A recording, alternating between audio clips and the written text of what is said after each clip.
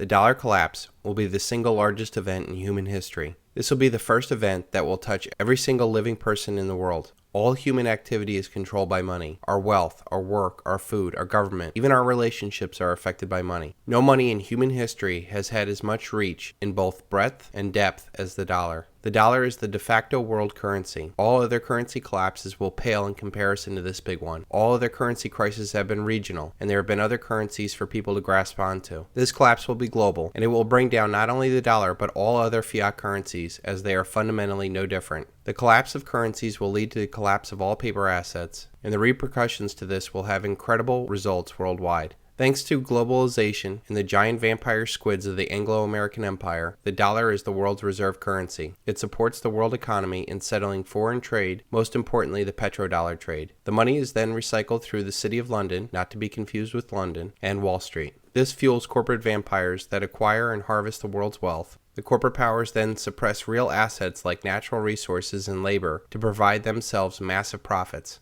This fascist, statist, collectivist model provides the money into the economy to fund an ever-increasing federal government. The government then grows larger and larger, enriching its minions with jobs to control their fellow citizens. Finally, to come full circle, the government then controls other nations through its military-industrial complex. This cycle will be cut when the mathematically inevitable collapse of the dollar happens. In order for our debt-based money to function, we must increase debt every year in excess of the debt and interest accrued the year before, or we will enter a deflationary death spiral. When debt is created, money is created. When debt is paid off, money is destroyed. There is never enough to pay off the debt because there would not be $1 in existence. We are at a point where we will either default on the debt or create more money in debt to keep this cycle going. The problem is, if you understand anything about compounding interest, we are reaching a hockey stick moment where the more debt that is incurred, the less effective it is, and this leads us to hyperinflation. There are only two actors needed for this hyperinflation: the lender of last resort, the Federal Reserve, and the spender of last resort, the government. These two can and will blow up the entire system. I believe that they will wait until the next crisis and the whiff of a deflationary depression before they fire up the printing presses. That crisis is coming very soon, as we can only kick the can down the road so long. Money and emergency measures will be worn out. The fact that none of the underlying problems that caused the 2008 crisis have been resolved. The only thing different from the 2008 crisis is that instead of corporate problems, we now have national problems. In this movie, Greece will play the role of Lehman Brothers, and the United States will play the role of AIG. The problem is there is nowhere to kick the can down the road, and there is no world government to absorb the debt yet.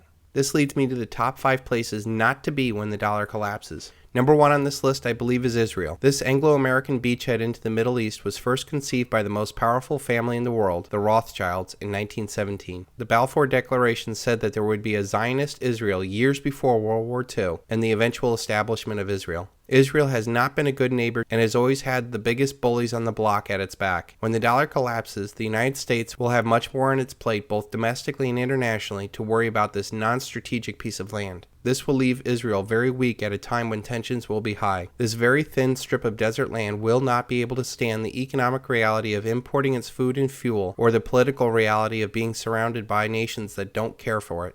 Second on this list, I feel, is Southern California. The land of fruit and nuts turns into battlefield Los Angeles. 20 million people packed into an area that has no food and water is not good, to say the least. Throw on top of it huge wealth disparities and the proximity to a narco state, and this does not bode well. We have seen the riots for Rodney King, but what will happen when the dollar is destroyed and food and fuel stop coming into this area?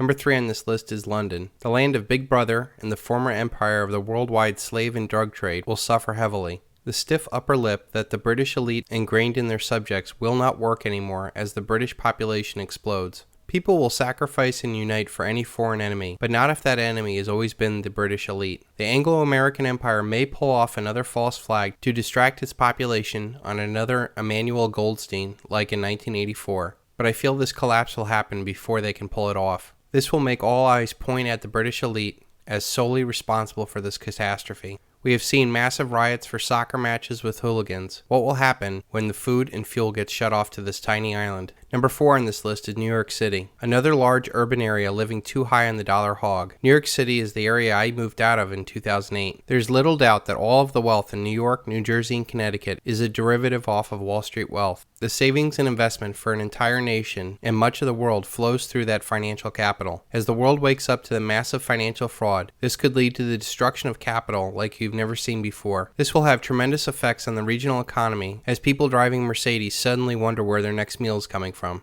The fifth and final place not to be when the dollar collapses is your local metropolitan area. Urban areas in general are a very bad place to be during currency collapses. Too many people packed into tight areas, totally unprepared and dependent upon a dollar paradigm is the last place you want to be when the dollar collapses. You can ignore reality, but you cannot ignore the consequences of ignoring reality. Ayn Rand. To sum it up, those areas that lived highest on the hog in the dollar paradigm will most likely be the worst places to live when the dollar collapses. Most that live in urban areas will probably pass this off as doom and gloom, but rest assured, this dollar collapse is happening. It is a mathematical inevitability. We will not be as fortunate as to muddle through this collapse like we did in 2008 when it was a corporate problem. This time around it is a national or a global problem. The global Ponzi scheme has run out of gas as demographics decline, as abundant cheap oil declines, as our global power declines. This comes at a time when we reach our exponential or collapse phase of our money. The irresistible force paradox says, what happens when an unstoppable force meets an immovable object? We are about to find out when infinite money hits a very finite world.